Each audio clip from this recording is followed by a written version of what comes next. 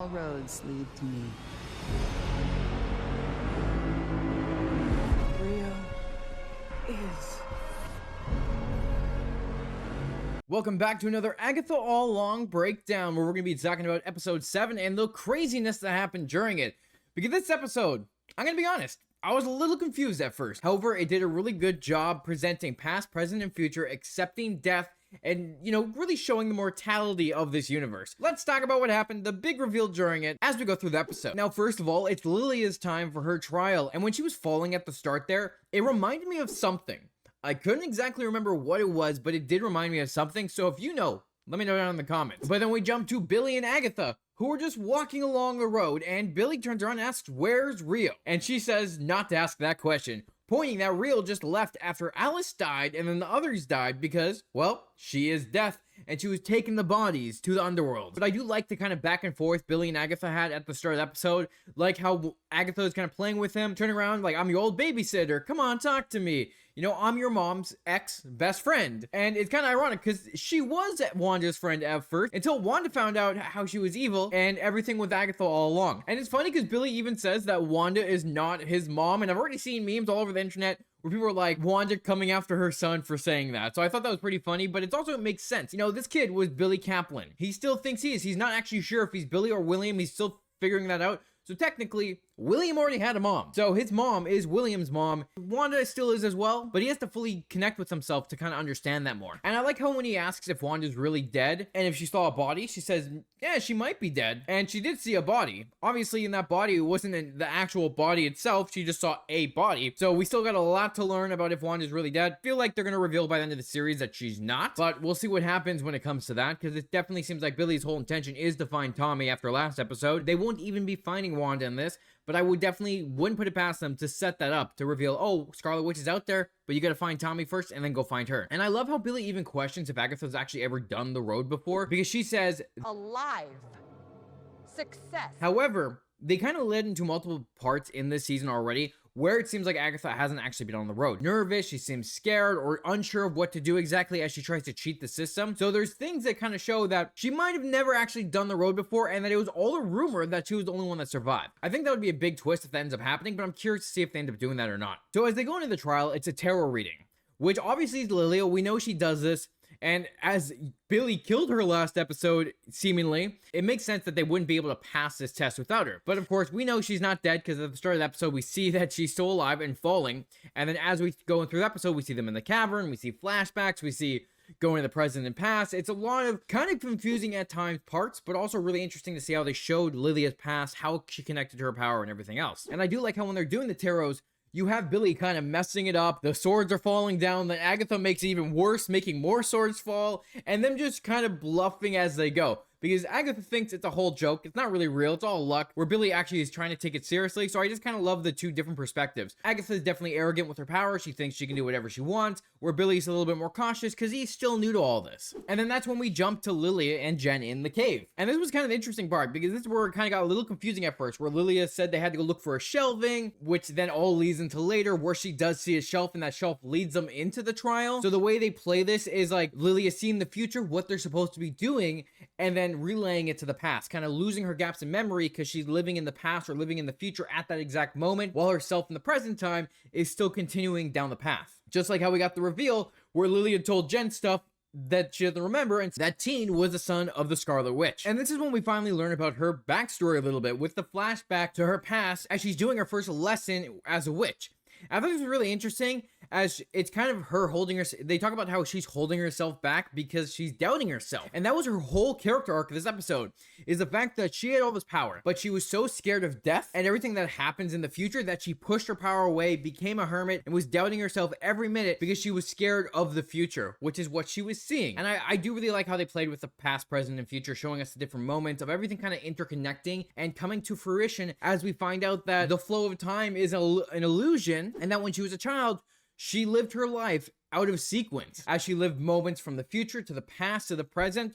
And I thought that was really cool. Again, this is like a way different way of explaining time travel than we've seen in the MCU so far. Like, we got Avengers Endgame going back in time, creating different timelines, or you have Loki going to varying timelines in different points in time, where it's all about the timelines. where this is a sole person living their past, their present, and future. They can't change the future because the future still ends up happening, where she ends up talking about how she saw her coven dying, told them about it, but they still died. Because death always comes for them. And I thought it was really interesting to show that, you know, she can't change the future, so anything she sees is gonna come true. That is a great way to show how this kind of time travel is semi-working, where it's not really time travel, but she's able to live in the past, present, and future all at the same time. It does get really confusing, and I was a bit confused, but I like the concept they showed here. And I like how when she's talking about the flow of time being an illusion, she mentions that she thinks it's happening because she's getting close to the end of the road, and her full power was coming back, which in reality, she was getting to the point of time where she was reawakening, where she was finally realizing that the power was within her all along, and she just had to stop holding herself back. And I do love how it kind of jumped in between the trial, where all of a sudden Lily and Jen were at the trial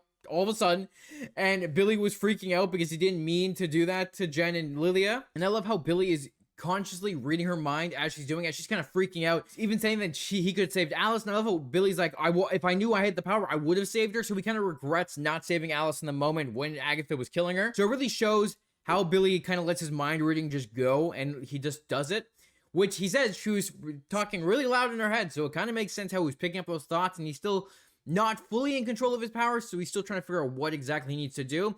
And I do love how she mentions the bar mitzvah and how she remembers him. And then we go into the part where she's like, she's not mad at Billy anymore since the flow of time is an illusion. And I don't think she was that mad at him afterwards, because she kind of saw what was going to come in her near future, so she was kind of making amends right there and then. And I love how Lilia talks about how she saw what was going to happen to Billy, she knew what he was going to become, and in order to help him along the way, she put that sigil on him so that he would have more time to figure things out. So in the end, the only reason Billy got the sigil put on him was just so this guy had more time to figure out his life, figure out what he wanted to do, and push him along the path to finding the coven. So I thought the way they did that was really interesting, confirming that she was the one that wrote the sigil, what they were going to do, why she did it, and what her whole goal was. And I feel like we will be jumping back and forth between her past and the present, because that's exactly what they did in this episode, because we go back to the past again, where we do learn more about her past. The fact that a witch requires a coven, and her task is to see, not control, which kind of goes back to what I just said about how she can see the future, she can't control it, which is why it's not really making new timelines or anything else like that, because she can't control whatever destiny is to come. The things she sees are set in stone, and those are about to happen. And I love how she talks about how she thinks it was better to live a hermit life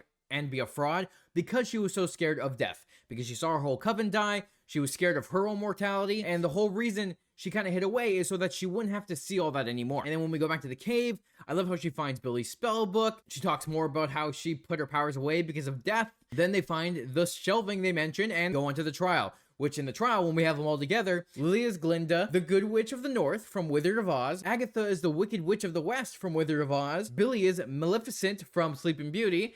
And Jen is the Evil Queen that gives Snow White the poison apple in Snow White. So kind of fun how they had those characters in it, showing that 3 of them were villains, and the one that saved the literal day in this episode was the Good Witch. So it kind of shows where Lilia's path was this episode, as she was the one that was going to make that sacrifice, being the only hero left. So really interested to seeing how they kind of tied that to their characters and how they were wearing those costumes to kind of resemble what they meant in this moment. I love when they're doing the tarot readings, where Lilia first thinks that Billy is the one that needs to read them, where we ask if Billy is William or Billy. But I love how it's like he has to overcome all to reach his destination, which is the end of the Witch's Road. He is the magician, which AKA Wiccan. And the tarot card will be like, can turn his goals into reality, which is kind of leading into the fact that his goal is to find Tommy. He's going to turn that into a reality. And then what he's missing is the son, which ends up being reunion. Again, Tommy and Billy. So that moment was really cool how they kind of tied that into what Billy's goals are. It's all to find Tommy. Foreshadowing, by the end of the season, he will find out where Tommy is, and he's either going to find him this season, or he's going to be set on that quest to go get him after the end of the season. Setting up Billy and what he's going to be doing in the MC, so pretty cool. And then we go back to the past once again, where she wants her power back. She needs to remember herself, and she saw her coven dying, told them, and it didn't change anything. All going back to what I've been saying all this time. She can't change the future. She can only see it.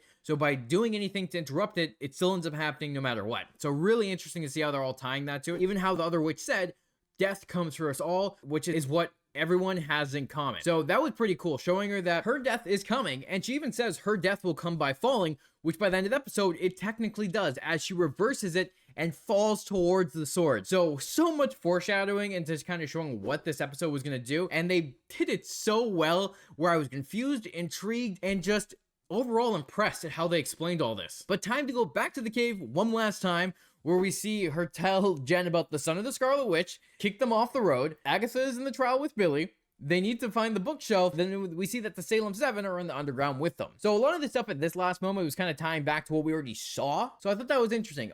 Surprised they didn't show that stuff earlier, but the way they were trying to do in the past, present, and future, I think they wanted to lay some groundwork about how that worked. And the way they did it was show us these moments and then gave us the Salem 7 tease that they're there in the tunnels with them. So extremely interesting. And her finding the spell book was just to give Billy the spell book again by the end of the episode. And then we get into those final moments of the episode. Well, final moments as in the last little bit of the episode, where Lillian knows exactly what the trial is for. It's for her. She's the one that needs to read the tarot cards and not for Billy. Where she gets the Queen of Cups, which is her. That is her on the card, and it's showing her what she means, which means she's empathetic, intuitive, and her inner voice that to be trusted, which in this moment, she's the one leading the group on the rest of the past, showing them what each one of them is. Where when we have the 3 Pentacles, that's the community. She needed the Coven, which has all of them on it. Then we have the Knight of Wands, which we saw in Alice's episode, which that was for Alice. She was the defender, the one that was helping, and that's what her moment was. Then you have the High Priestess, which was for Jen. She's the path ahead. She's the one with immense spiritual power who is unable or unwilling to use it. So showing that Jen still has her power, which we did see Billy get saved by Jen before, showing she still has the power within her. So something is blocking her from using it, and that's kind of a tease for that,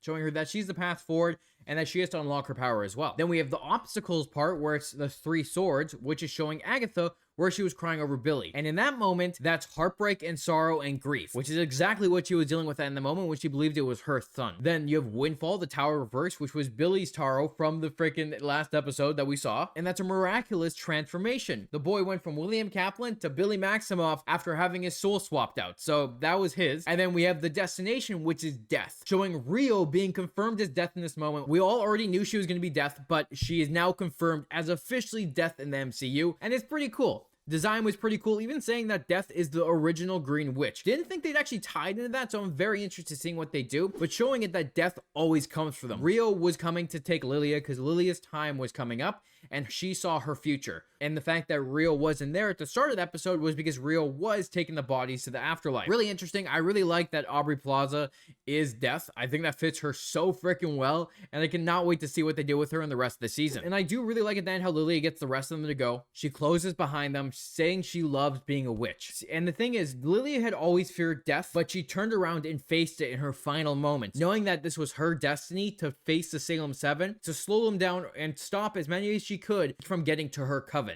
Because she finally has what she's always wanted, which was a coven. In order to keep that coven alive, she had to sacrifice herself in order to do it. So I love how she just changes the tower, which ends up swapping the whole room, killing the Salem 7, and blacking out the screen before she got stabbed, which gives me a good feeling that she might have not died. I still don't think Alice is dead. I don't think Lily is dead. I think this whole trial is to test them, and if they overcome their trials, like Lilia's was to overcome death, Alice was to be a protection witch, Jen was to use her powers, I feel like if they overcome their fears and the stuff that's holding them back, they will survive the witch's road, which might be what's happening. As soon as they complete their trial or they face what they've been fearing, they move on and they get out of the trial, which right here in Lilia's moment, because it goes black there, she might have not died in that moment. She might have been taken off the witch's road because she completed her journey, unlocked her power, and was successful. I mean, we won't know until we see Rio dragging someone to the afterlife, so I guess we have a little bit of time to see. But at the end of the day, Lilia came to the road to rediscover her powers, and in the end, she had been using them to help the coven the entire time. We get those flashes of every episode, we've seen her randomly say something, and it's all leading into these moments, showing us that she's been helping the coven unknowingly this entire time as she goes through the past, present, and future, and is living these moments simultaneously. So really interesting to see how they did this. I really like how they played the character, and it kind of sucks to see another character go for now. I mean, there's a lot of things that still have to come. We have next week is the final 2 episodes, which are both airing on Wednesday. So we already know some insane stuff is probably going to happen with Rio, with Agatha, and with Billy. So I have no idea what we can expect from those last 2 episodes. Honestly, there's a lot of things that could still go down, and I'm very excited to see. Who knew Agatha All Along would be one of the best MCU shows we've gotten in a couple years? But with that, let me know. What do you think of this episode? Did you notice any Easter eggs or references during it? Let me know down in the comments, because I feel like I was so distracted by the back and forth, present, future, past, that I might have missed some. So I hope you enjoyed this video. Make sure to like the subscribe button. It helps out the channel a lot, and you get to stay up to date with all my Agatha All Along, DC Marvel breakdowns, all the bunch. So with that, thanks for watching, and I'll talk to you next week when we watch the final 2 episodes of Agatha All Along.